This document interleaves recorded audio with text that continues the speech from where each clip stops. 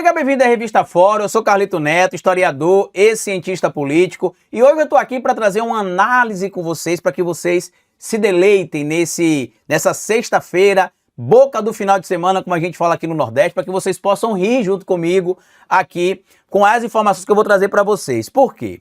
A gente sabe que está tendo todo esse movimento da mídia tradicional, financiada pelo mercado, para tentar gerar polêmica envolvendo o governo do presidente Lula e o Supremo Tribunal Federal, para dizer que há uma descredibilidade geral no que está aí. Tem de impeachment ministros do Supremo, tem de tirar Lula do poder, tem de acabar com a esquerda, tem de isso, tem de aquilo, porque como a gente já viu, eles estão viabilizando a possibilidade do Flávio realmente ser candidato. Basta ver que a mafiosa da Faria Lima, a Daniela Marques, lembra dela? Aquela que aparece lá naquele áudio divulgado por alguns veículos do campo da esquerda, lá no ano passado, onde aparecia o Ciro Nogueira, dialogando com ela, dizendo que ele trabalharia para impedir que o Lula fosse reeleito, que não teria como o Lula ser eleito, que ele trabalharia para atrapalhar o governo do Lula, inclusive para impedir que fosse aprovado ali a isenção do imposto de renda para quem ganha até R$5.000. E a gente viu tudo aquilo acontecendo e agora o nome dela está sendo cogitado para ser a Paulo Guedes de saias do Flávio Bolsonaro, porque ela seria um dos braços do Paulo Guedes no mercado financeiro.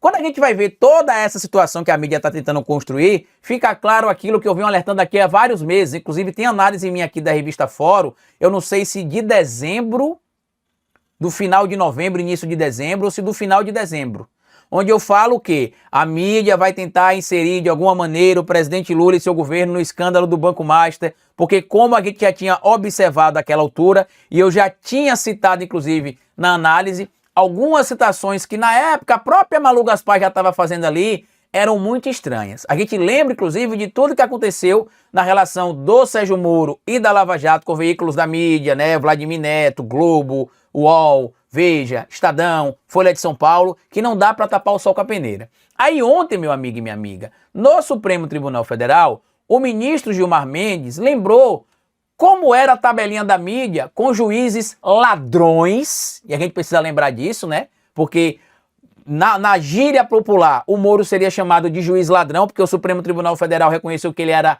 um juiz parcial, ou seja, ele não tinha imparcialidade para julgar o presidente Lula, assim como ele também não tinha para julgar outras pessoas. Ele enxergava o presidente Lula como um inimigo cabal, então por conta disso ele iria condenar o Lula mesmo que não tivesse provas, como não teve provas inclusive. Basta ver que ele dialogou ali com o Dallagnol, combinou provas, mesmo assim ele foi considerado suspeito e agora o trouxa do Dallagnol teve de pagar, condenado a pagar mais de R$100.000, se não me falha a memória, ao presidente Lula, acho que foi 145 mil. Deixa eu só ver aqui para não dar informação errada. Dallagnol condenado a pagar Lula. Pelo PowerPoint. Só para dar a informação certa para vocês, não ia trazer isso aqui. R$146.000, para ser bem específico. E aí o que aconteceu? Ontem o ministro Gilmar Mendes falando sobre essa questão dos ataques que a mídia tem feito ao Supremo Tribunal Federal, porque a mídia agora escolheu o Supremo Tribunal Federal como alvo principal, né? Se um ministro está supostamente andando na linha errada, é ele que tem de ser responsabilizado, não é todo o Supremo Tribunal Federal. Porém, como a gente viu acontecer no golpe contra Dilma Rousseff, se começa minando uma instituição aqui, uma instituição acolá, até ter o resultado que eles querem. E aí a Revista Fórum publicou esse material aqui, que é de extrema importância, que eu vou deixar inclusive, vou pedir para o Gui colocar no comentário fixado, que é esse aqui, ó.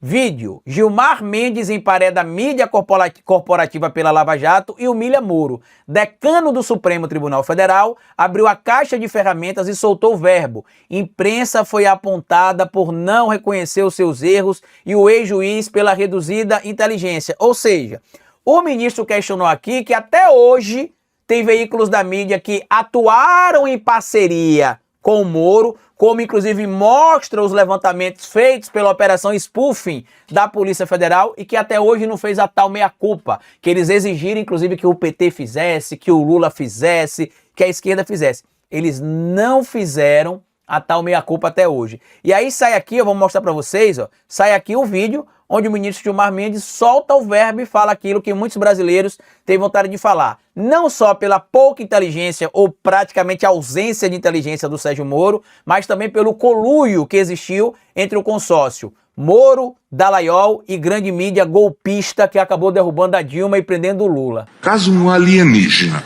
chegasse ao Brasil nesses tempos, agora e acompanhasse apenas o noticiário dos últimos dias, ele provavelmente imaginaria que todos os problemas do país se restringem ao Supremo e que essa seria a única instituição brasileira a merecer aprimoramentos.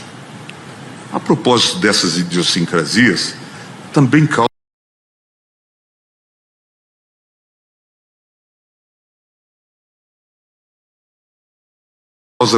perplexidade, presidente, que os mesmos veículos que exaltaram a Lava Jato não tenham feito até hoje um meia-culpa ante os abusos comprovados pelos documentos da Operação Spoofing. Como todos sabem, e eu não quero constranger ninguém, muitos jornalistas importantes, hoje talvez até promovidos na mídia qualificada, eram ghostwriters de Moro e companhia. E veja... Ou seja, além de fazerem coisas ali estranhas, né, algumas, entre aspas, excentricidades idiotas, né, como ele utiliza o termo ali anteriormente, né, idiocatrice, né, não lembro qual foi a palavra que ele utilizou, deixa eu ver se eu anotei aqui para falar que eu nem lembro, idiosincrasia, lembrei aqui agora, que eu anotei que eu ia falar disso aqui no vídeo. E ele fala que o Moro, que os ghostwriters, né, ou seja, ele falava e a mídia ia lá e escrevia, inclusive nas trocas de mensagens da Operação Spoofing, aparecem lá várias trocas de mensagens entre Moro e Dallagnol, entre Dallagnol e jornalistas, várias. Moro precisava de ter ghostwriters, porque talvez não soubesse escrever com G ou com J a palavra tigela.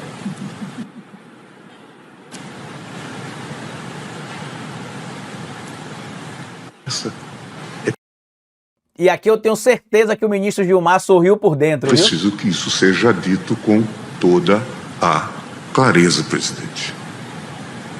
É preciso que se reflita criticamente sobre esse momento. Nada disso é reconhecido ou destacado por esses setores da mídia, que dão de ombros para as evidências e focam numa narrativa de deslegitimação da corte. A gente já citou aqui, né? A ideia deles é realmente deslegitimar o Supremo Tribunal Federal para poder descredibilizar decisões, para poder tentar tirar Bolsonaro da cadeia, para poder tentar revogar decisões que são de interesse do mercado das grandes mídias que o Supremo Tribunal tomou recentemente, como por exemplo as decisões envolvendo agora penduricalhos, envolvendo o marco temporal, decisões que vão envolver inclusive o PL da devastação e várias outras coisas que são de interesse da grande mídia. Quando o Elon Musk comprou o Twitter, não lembro exatamente se foi em 2021, 2022, 2023, eu não lembro exatamente, mas foi agora, né, depois da pandemia. Quando o Elon Musk comprou o Twitter, muita gente disse que ele estava jogando dinheiro fora, porque realmente o valor que ele pagou no Twitter era muito mais que o Twitter valia. E eu, na época, eu nem trabalhava ainda na Fora, eu participava só de lives, e mesmo assim, quando eu vim participar da live com o Adri e com o Rovai, eu falei, o Elon Musk não está comprando o Twitter para ganhar dinheiro por causa do Twitter, né? Porque o Twitter vai valer mais. Ele está comprando o Twitter de primeiro momento, porque com o Twitter ele pode criar e controlar algumas narrativas. E ele vai ganhar dinheiro através do Twitter. Ele fez isso com criptomoedas, ele fez isso com outras coisas. Porque ele ajuda a controlar a narrativa. Ele ajuda a promover aquilo que você vai ter acesso.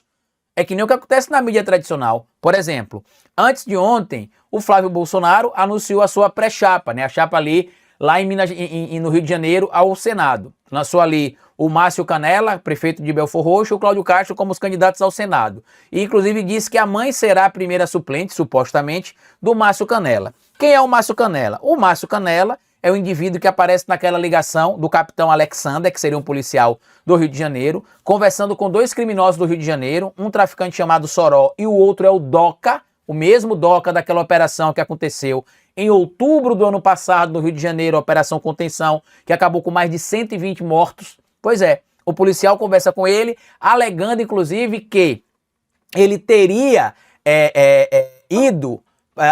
o Márcio Canella e de algumas comunidades, a comunidade do Rola Bosta e do Castelar, porque os bandidos teriam autorizado e ele teria negociado isso. E na ligação, o capitão fala, né, que ele tinha pedido autorização ao chefe, que seria o chefe dele, o Márcio Canela e que teria conversado com os traficantes e que teria levado para o Márcio Canela, supostamente, está em gravação de áudio, inclusive segundo o garotinho, denunciado até para o Ministério Público, e ele teria dialogado com os traficantes que ele só queria ir lá em cima nas comunidades, ou entrar nas comunidades, gravar vídeo, depois que ele saísse, os traficantes podiam voltar com tudo.